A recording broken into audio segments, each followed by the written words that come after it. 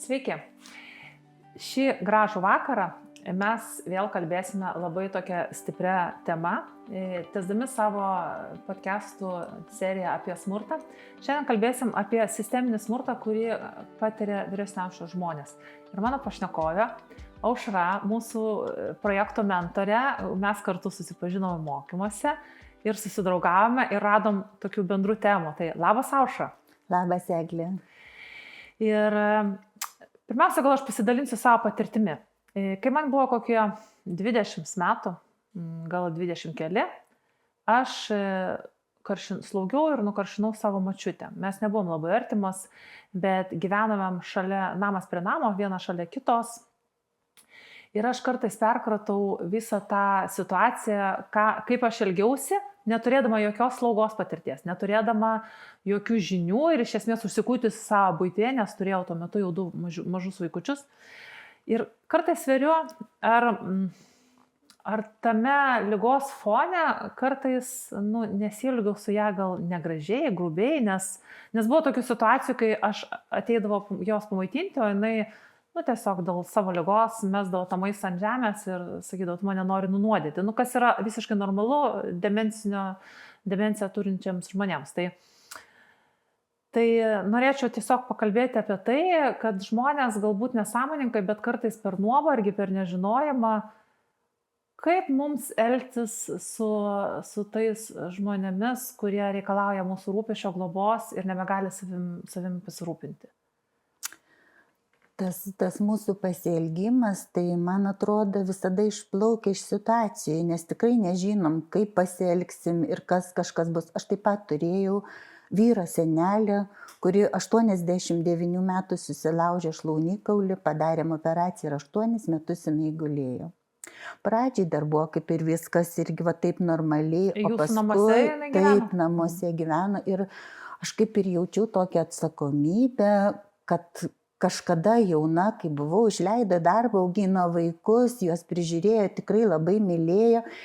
Ir jinai manęs paprašė, kad, Aušra, netiduok manęs niekur, aš norėčiau gyventi iki pat gyvenimo galo savo namuose. Ir pradžiai irgi atrodė kaip ir viskas tikrai gerai, o paskui pradėjau emociškai pavargti, nes jau po kažkelių metų aš nebegalėdavau jos išeiti palikti visiškai. Jinai nemiegodavo naktim, jinai buvo akla, kurčia, naktim šaukdavo ir aš jau miegojau jos kambarį prie jos, kad girdėčiau, nes tikrai šaukė ir galvoju, kas yra, atbėgė, o jinai paprasčiausiai sako, Aušrytė, aš norėjau pažiūrėti, kur tu esi. Ir jau buvau tikrai labai pavargusi, nežinojau, kad galima netgi, kad yra tokios paslaugos ir pas mus, kad galima žmogų nuvežti dienai, galima pailsėti, kad galima savaitį ir kada tu nesidomi tokiais dalykais, tikrai pavargsti pats emociškai ir galvoji, kad jau kaip ir galvoji, kad išsilaisvinti iš to žmogaus, nes tu per daug pavargai. Ir per visą tą laikotarpį, jinai visą laiką buvo namuose, tik tai jau paskutinės 2 savaitės, kada pasidarė visiškai blogai, paguldėm į slaugos ligoninę ir jinai 90, buvo kiek čia jai 7 metai, kai jinai pasimirė. Bet iš tikrųjų, kai galvoji dabar, iš dabartinės mano situacijos ir pažvelgti visiškai kitom akim, aš galvoju, kad galbūt reikėjo nors kažkiek atsikvėpti, kažkur išvažiuoti, kad ir pačiai pailsėti, kad atsigauti, kad galėtum, nes tikrai tu laikais, nors man davė tą priežiūrą labai daug, jinai man davė kantrybės, tokių emocinių susilaikymų, kad tu žinai, kad tugi negali ant to žmogaus šauktis, taigi nesupranta, jisai negali. Kalbėkime atvirai, bet būna momentai, kai tu tiek pavargsti, kad tu, tiesiog, rikteli to nuovargio fone. Taip, ir čia gal tas ir ne tai, kad sisteminis, bet gal čia kažkoks jau kaip ir emocinis tas smurtas, ar psichologinis, aš gal nepasakyčiau, nes nelabai tas žmogus supranta. Jisai nebesuvokia tokių dalykų, kad kažkas čia blogai. Ir jau paskutinius kelius metus buvo taip, kad aš jau buvau nebe Aušra, aš buvau jos mamytė, jinai mane vadindavo mamytė. Tai aš tikrai suprantu visada ir galvoju, kad tikrai žmonės, kurie turi neįgalų žmogų namuose, turėtų žiūrėti, kokios pagalbos yra pas mus, kad galima būtų atsikvėpti, pailsėti ir atgautas jėgas, kad vėl galėtum. Arba netgi tikrai yra globos namai, kuriuose tikrai gyventi yra gerai, kurie prižiūrėtų, medikų pagalba, visą parą medikai, visą parą priežiūra, maistas, maitinimas. Ir tokiam žmogui, man atrodo, jau visiškai nebesvarbu, jisai namuose gyvena, ar jisai gyvena Bet kažkur vėlgi, tada kitur. mes kalbam, kad tas žmogus jau nesupranta, bet tu iš esmės teisėjai savo pažadą Taip, ir save, kažkaip tai galbūt mes turėtume pakalbėti apie tai, kad yra normalu pavargti, yra normalu suirsti, bet blogai, kai tu neieškai to plano B, ar ne, kas tau galėtų padėti, nes aš pati dirbau mūsų socialinės globos namuose ir tikrai ir dirbau, ir dar turėjau tokią draugę iš ten, kur porą metų vieniša močiutė iš Vilniaus, kuri neturėjo, tiesiog reikėjo priežiūros ir nebuvo jokių artimųjų ir apsigyveno Zarasuose ir lankiau tiesiog, irgi visiškai netyčia pasakiau, kad draugė savo, kad sakau, tai gerai, aš ateisiu karts nuo karto, tai vieną kartą ateini, antrą kartą nueiteini ir paskui tampa tokia rutina. Bet vis tiek toksai kartais būna tas žmogus bejėgis ir galbūt jisai, kartais tikrai jaučiasi, kad su juo netaip turėtų elgtis. Tai kokios įrankiai galėtų padėti tą tokį mums kaip visuomenė išsaugyti gal kantresnį žvilgsnį į tą žmogų, į tą lygą, į tą situaciją? Aš dabar net galvoju ir kad čia vis tiek priklauso nuo kiekvieno žmogaus, to žmogaus, kuris prižiūri žmogų arba dirba globos namuose, jo požiūrį, jo charakterį, nes kiekvienas žmogus į situacijas reaguoja skirtingai, tikrai skirtingai, kur vienas gal priima visiškai taip ir ramiai, o kitas jau ir su balso pakėlimu. Tai man atrodo tokio recepto, kad kažką galėtum stiprinti save. Tik stiprinti, pats turi susitvarkyti psichologiškai, nes, aišku, jeigu dirbant kad ir globos namuose, sakykime, gal truputėlį kitaip, namuose tu esi kiaurą parą su tuo žmogumi ir tu dirbi 24 valandas per parą, kiekvieną mielą dieną, metai iš metų. Vis tiek, kada tu išeini iš darbo, bet nesakysiu, kad negalvoju, tu vis tiek galvoji apie tuos žmonės. Bet žinai, kad jie tuo metu saugiose rankose. Taip, kad jie saugiose rankose ir jie yra priežiūroj ir vis tiek truputėlį kaip ir viskas kitaip. O namai tai čia yra tikrai labai sunkus atvejai ir tikrai yra daug tokių žmonių, kurie nežino, kad galima kreiptis pagalbos.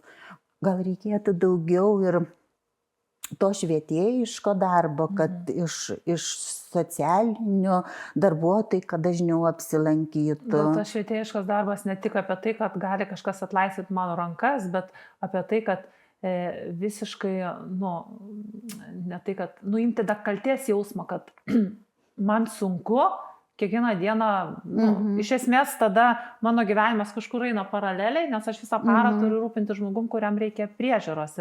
Ir vėlgi, labai tame daug emocinio tokio svorio, kad jeigu slaugai savo artimą žmogų, tu jį pažinoji visą gyvenimą kitokį. Ir ta liga, čia nebe jis. Ir tas irzlumas gal už to gali kilti, ar ne? Kad tu nebepažįsti ir tu būk toks, koks buvai, nes tuo metu aš tave myliu tą kitokį. Taip, bet žmogus ir su demencija, jisai tikrai nebesupranta ir visada žmonės, kurie sergantis demencija, kurie ilgai gulintis patale, jiem pradeda rodytis, kad juos kažkas nori nunuodyti, juos nori apvogti, jie pradeda slapstyti ten savo kojines, kažkur tai kaišėti arba plėšyti savo ten drabužius ar pampersus ir žmogus tikrai, kada jau labai ilgai gulintis, jisai visiškai praranda nuovoką, jisai praranda savo tą protą, dažniausiai pradeda ir prasčiau girdėti, ir prasčiau matyti, bet dar kada užeina kažkokie tokie priepuoliai, tai gali iki tiek atsirasti pas juos jėgų, gali tikrai iki tiek tos stiprumo, kad kitas kaip pavyzdys, aš išėjau į parduotuvę, vyras grįžta pietų ir sako, o tai Aušra, ką tu pasodinai babą, mes babą vadindavom ant kėdės, sakau, ne. Jinai išlipo per lovos šitos grotelius, sulaužytai, su beproto atsisėda sėdėti. Tai kaip niekada negali net gulinčio žmogaus palikti vieno. Mes čia kalbam dabar labai apie tai žmonės, apie tą emocinį svorį, kai tu prižiūri. Bet tada trupučiuką norėčiau pakeisti pokalbį apie tai, kad tie žmonės, kurie galbūt, tarkim, turi fizinę negalę ar kažkaip tai ar proto negalę, kad kaip apsaugoti juos nuo smurto. Ir tarkim, aš matau situaciją, įsivaizduokim, aš matau situaciją kaiminystėje, kad žmogus, kuriam reikalinga priežiūra, patiria tą sisteminį smurtą, galbūt netyčia, galbūt tiesiog iš to nuovargio, iš to tokio, tiesiog iš tos beviltiškos situacijos.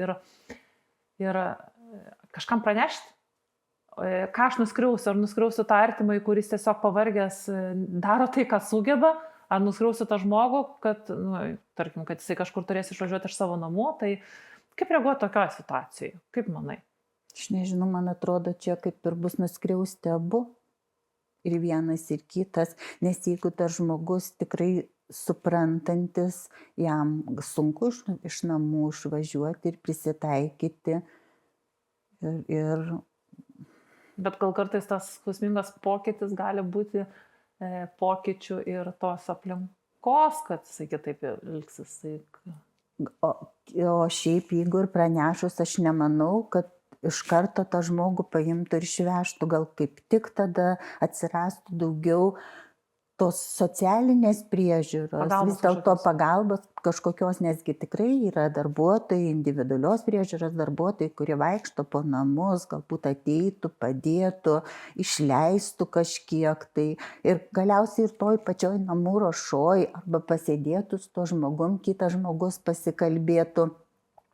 Tai irgi gal kažkokia pagalba ir gal tikrai tas, kuris prižiūri tą žmogų, slaugo, turėtų irgi kažką atsipūsti ir galiausiai pasikalbėti su kitu žmogum, kuris mato ir daugiau tokių žmonių, nes kada tu esi vienas, tu matai tik tą savo žmogų, tu net neįsivaizduoji, kaip tie žmonės gyvena, kiti tam tokiam burbule ir tu esi, ir tau atrodo, kad tu esi vienas ir tos pagalbos nėra, bet tikrai ir mes nesikreipiam pagalbos, išvargstam ir gal pamačius tikrai. Ar tas toksai ego, kad kažkas vertins, kad aš negaliu, kad aš silpnas, kodėl žmonės nesikreipia pagalbos, kodėl tu nesikreipi pagalbos, kai jau miegoji su baba, miegoji vienam kambaryje, dieną naktį? Aš kažkaip ir nežinojau dėl tų, kad ateinančių man kaip ir nereikėjo, man atrodė, kad aš galiu susitvarkyti. Tuo labiau, kad aš jau buvau visą laiką namuose, aš susitvarkiau, kad aš ją galėčiau prižiūrėti, būti namuose. Ir gal kažkaip atrodė, kad aš galiu, bet dabar, kai pagalvoju, aš jau turbūt, jeigu dabar man reikėtų, aš turbūt nebegalėčiau tiek būti namuose, bet ir vėl pagalvojus, jeigu tai būtų, o gal ir galėčiau, nes kada atrodo žiūri taip, kada ateina tas laikotarpis, vėl kažkaip viskas atrodo vėl kitaip. Tai šiaip žmogus gali labai daug. Ir kaip sako, Dievas duoda tiek, kiek žmogus pakelia, tiek, kiek gali panešti. Bet, o jeigu kažkokiose įstaigose, globos namuose. Pasakok apie globos namus. Nu, tokį, aš turiu iš tikrųjų labai gerą apie mūsų Zarasų, būtent globos namus, turiu tikrai labai gerus atsiminimus ir kelis metus ten dirbau ir iki šiol turiu tų pažinčių iš ten, kur mes susimojuojam ir kažkaip tai pasisveikinam. Bet kaip viskas vyksta, ar žmogus nesijaučia toksai nereikalingas ir vienišas? Kaip manai, ta prasme? Galvoju, kad ne. Tuo labiau, kad pas mus yra kapela, yra dainuojantis, kurie ten yra užimtumas, vaikšto ir mezga, ir senesnis spalvina ten, ir su arbatytėm, su sausainukais. Susibūrė bendruomenė. Taip, jie ten užimtume ateina, pasėdi, yra virtuvėlės, kur gali pasidaryti valgyti. Jeigu kažkiek sugeba, kaip dabar vadinamas tas įgalinimas, tikrai ir pasitvarkyti, kada ateina vasara, tikrai ant suoliukų sėdi, nes toks grožis tas gamtos, tas ežeras, kad ir galima ir žvejoti išeiti, ir uogauti eina. Iš tikrųjų, visi, kurie kažko nori, tikrai yra kuo užsiimti ir tikrai yra kas veikti. Aišku, jeigu žmogus, jisai yra nieko nenorintis ir jam patinka tik tai atsigulus ant šonelio ir visą dieną snausti, tai irgi jo pasirinkimas, čia irgi gali gyventi ir taip, bet šiaip aš visada sakau, kad kai pasensiu, man, kad gyventi ten būtų visai neblogai. Taip, nenoriu tikrai niekam užkrauti jokios naštos ir tikrai sakau, jeigu žmogus nori, žinoma, kurie jau gulintis, tai jie kaip ir jau gulintis, bet tikrai taigi turi ir tuos televizorius, ir jiem ir įjungti televizoriai, ir gali žiūrėtis, yra kas turi ir radijas, ir gali pasiklausyti. Ir nėra jie atskirti nuo pasaulio, yra tikrai bendraujantis ir atvažiuoja ir į globos namus, ir giminių šventės būna. Ar dažnai žmonės, lanko artimieji žmonės? Kaip kuriuos.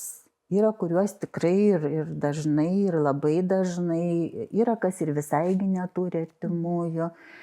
Bet, o giminių šventės tai visada vieną kartą į metus, dabar pas mus būna pavasarį, gegužės mėnesį, dabar lauke, gegužį, šilta, irgi stalas, atvažiuoja kažkas koncertuoti ir tada būna irgi Dainuok su žvaigžde, tai važiuoja į Rokiškį, čia irgi kiekvienais metais būna, atvažiuoja taip pat žvaigždės ir globos namų, gyventojai suvažiuoja iš visų globos namų ir visi su kažkokia žvaigžde dainuoja. Būdavo, visada užbaigdavo Valinskienė.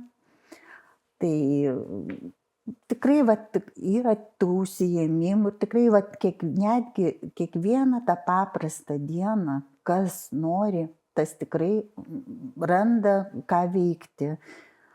Sakau, jeigu nenori, niekada nebus. Bet grįžkime tada dar prie tos smurto temos. Aš kažkaip norisi man visą laiką akcentuoti, kad žmogus su kitu žmogumi elgiasi negerai, neteisingai, tiesiog iš nuovargio, iš tos destrukcijos. Bet galbūt yra ir kitokių situacijų, ar ne, kur tiesiog tu ant silpnesnio atsigroji savo tas kažkokias emocinės bėdas, savo agresiją išlieja ant silpnesnio žmogaus. Tai nežinau, kvailas klausimas, gal kaip jaučiasi tas bejėgis žmogus priklausomas nuo kito, kuris nuolatos patiria, ir kaip tai sustabdyti?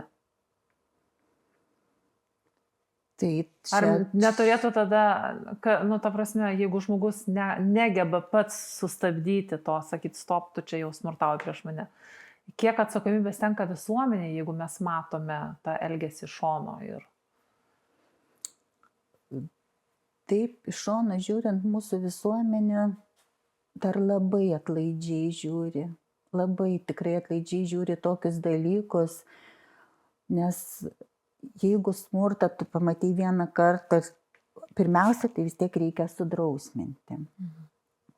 Bet jeigu tu pamatai vieną kartą sudrausminai, nieko, antrą, jau kartą tikrai reikia pranešti kažkam aukščiau, nes tas smurtas prasideda ir pradeda riedėti, atrodo, nuo smulkaus tokio kamuoliuko. Ir tada tas kamuolys vyniojasi, didėja, nes jeigu tu vieną sykį nuskriaudei, nepasipriešino, tai kodėl aš galiu ir dar, nors tikrai dar ir šnekama apie tą smurtą ir jeigu paimkim, kad ir globos namus, tai atvažiuoja ir policija, tik neseniai buvo pasakojo apie smurtą. Ar moko juos atpažinti smurtą, nes kartais patys net pažįsta smurtą, pasakė irzliai, pastovint manęs irzliai, sako kažkas tai ten, toksai, ir tu jau nebejauti tos ribos tarp to, kad su manim taip bendrauja ir tai yra norma, ir tarp to, kad tai yra toks neleistinas elgesys. Čia aš galvoju, gal daugiau, jeigu taip tarpusavį, nes kaip bebūtų personalui, tai tokie dalykai neturėtų būti priimtimi ir aš kažkaip nepastebėjau, aš nematau ir visą laiką elgiesi su žmonėm taip, kaip aš norėčiau, kad ir su manim elgtųsi, ir aš galvoju, kad tokiose įstaigose reikia dirbti žmonėm tikrai su didelė kantrybė, su empatija, supratimu. Ir iš tikrųjų tai sunku būti senam jau su fizinė negalia, senam nebesuprasti, ką tu darai. Senas žmogus, kol supranta, kas yra, tai prašo netgi Dievo, kad pasiimk Dieve mane. Kiek aš čia galiu taip gyventi. Tiesiog nemato kitos išeities, kaip, Ta malda, kad aš jau kaip ir nebenoriu, bet kada ateina toks laikas, kada žmogus nebesupranta, tai tikrai, o smurtas mūsų visuomeniai ir ne tik mūsų, ne tik Lietuvoje, aplamai smurtą pasaulyje labai daug. Ar turi kažkokį receptą, ką mes turėtume kiekvienas padaryti, kad būtų net nesakau nulinė tolerancija smurtui, kuo arčiau tos nulinės tolerancijos smurtui. Ta prasme, kiekvienam kažkokį, receptą, patarimą, ne tik savo patarimą, ne tik draugų, bet ir tam, kuris tiesiog elgiasi netinkamai. Aš nežinau, Eglė, tokių patarimų, tik tai, kaip ir sakiau, kad empatija, kantrybė. Ir paprasčiausiai, jeigu tu negali, tada geriau, kad kažkas kitas prižiūrėtų. Taip, tu ieškok, jeigu tu negali, nedirbk ten, kur tu negali, nes be kažkokios supratimo, tos kažkokios meilės, tu niekada nebūsi geras. Žmonės negalintys dirbti su žmonėm, tada turi dirbti kažkur kitur, prie įrengimų, kažkokių tai, nes su žmonėm iš tikrųjų dirbti yra sunku. Ir tikrai, bet... Kas tau sunkiausia labiausiai slaugoje? Tu labai arti to, apie ką mes kalbam, ir irgi taip pat pavargsti. Ir kas tau asmeniškai yra ties ko labiausiai turi dirbti su savim, kas labiausiai išvargina? Man nėra sunku, man patinka mano darbas, aš tikrai mėgstu savo tą darbą, žinoma, savaitės jau pabaigoj, link penktadienio, jau kažkaip emociškai labiau pavargęs, bet man patinka, aš džiaugiuosi, aš einu į darbą, man patinka darbe, man patinka bendrauti su žmonėm. Man tikrai patinka ir su jais kalbėtis ir kažką gaminti, ir nežinau, gal aš dar ne tiek daug to laiko dirbu, dar kažkur apie 5 tik metus, bet sakau, aš džiaugiuosi atradusi darbą, nors niekada negalvojau, kad galėčiau dirbti. Bet pažiūrėk, slaugėjai 8 metus, ar ne? Bet čia visiškai kas kita, kada tu namuose, tai visiškai visai kitaip, kada tu dirbi vėl visiškai kitaip. Čia yra visiškai du skirtingi dalykai. Kur sunkiau? Visiškai namuose. Daug sunkiau. Daug sunkiau. Nesunku gal pirmus kokius dar antrus metus, trečius, paskui jau prasideda visas tas toks emocinis nuovargis, psichologinis. Aš buvau labai išsimušusi iš miego ritmo. Kartu nemiegodavot, ar ne? Nes dieną miegoti aš nebeguldavau. Man nepatinka dieną miegoti. Naktį neduodavau ir tikrai taip išsimuši iš to tokio ritmo kasdienio, kur galėtum pailsėti. Dabar aš parėjus iš darbo, aš atsigulu, aš išsimiegu, aš atsikeliu ryte ir vėl einu į darbą. Tai šito mūsų pokalbį mes turėtumėt padrasinti žmonės, kad ieškotų pagalbos. Ieškotų pagalbos ir tie, kurie labai pavargę ir tiesiog nebegali suvaldyti to irzlaus balso, ir lygiai taip pat ieškotų pagalbos. Gal netinka sakyti, ieškotų pagalbos tie, kuriuos slaugo ir jie jaučia, kad su jais netinkamai elgiasi, nes dažnai tu tiesiog bejėgis, esi priklausomas. Bet būti pastabesniems ir nebejingiams, ar ne? Nes abejingumas tai turbūt prilyginčiau tam pačiam sisteminiam smurtui. Aš matau, kad blogai, ne mano problema, ne mano namuose ir ne man skauda. Tai... Aš nesikišiu, jie kaip nors susitvarkės, ar ne, bet tas žmogus, kuris ir pakėlęs tą balsą, tas sisteminis smurtas, jis gal irgi išvargęs tiek, kad nebejaučia to. Gal tikrai jam reikia kažkokio pokalbio, padrasinimo, kad galima kažkur kreiptis ir jeigu tu kreipsiesi, tau tikrai padės, kad atsiras ir kažkoks, kad reikalinga irgi poilsio valandėlės, nes žmogus, taip kad tikrai svarbiausia būti neabejingiem ir kreiptis. Iš tikrųjų yra pagalba, yra socialiniai darbuotojai, yra socialinės paramos skyrius, kur tikrai galima ateiti pasikalbėti ir tikrai kažkokias tikrai problemos atsiras tas sprendimas ir žmogus ir vienam ir kitam atsiras pagalba pusė. Ir dar tokia paskutinė pokalbio pabaigai norėčiau paklausti, ką tau duoda mūsų mentorystės mokymai, kaip tu jautiesi juose ir ar manai, kad tavo gyvenime tos įgytos žinios, nes labai gerai, labai fantastiškai, tikrai ta programa tokia stipri. Ar manai, kad ar išsineši kažką, ką galėsim perduoti kitam? Aš manau taip ir davė tikrai daug dalykų, apie kuriuos aš niekada negalvodavau. Aš niekada negalvodavau apie ekonominį smurtą, nes čia tiek dažnas dalykas yra taip, kad kada kažkaip nesusiduri, tu negalvoji apie visus tuos sisteminius, emocinius, psichologinius smurtus ir kada per mokymus tu klausaisi ir pagalvoji kitas iki, gal ir aš kažkada tai ten psichologiškai smurtavau kažką ir gal nebuvo sisteminis, bet tokie vienkartiniai. Šiaip man labai patinka tie mūsų susitikimai, patinka pokalbiai, užduotėlės, ten sprendimai. Tai tikrai tokie dalykai žmogui duoda, mesgi negimstam visko mokėdami, aišku, visko neišmoksim, bet kiekvienas susitikimas, mokymas, pokalbis visada duoda tikrai tau kažką.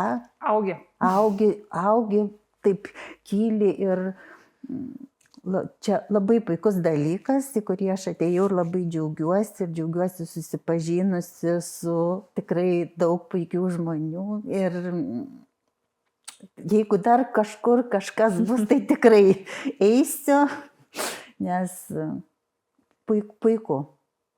Net ir susipažinom, susidraugavom. Turbūt linkėjimai visiems, kurie mus žiūri ir aukite. Nes visos žinios, tas supratimas, kad galime ieškoti pagalbos, kad mes tiesiog mes esam ne vieni ir Ir tada, kai patiriame smurtą, ir tada, kai patys gal nepagalvodami kažkaip tai neteisingai pasielgėme, tai aukite, mokykitės, stenkitės ir tebūnie Lietuvoje nulinė tolerancija smurtui. Pastebėkim ir sustabdykim, taip? Taip.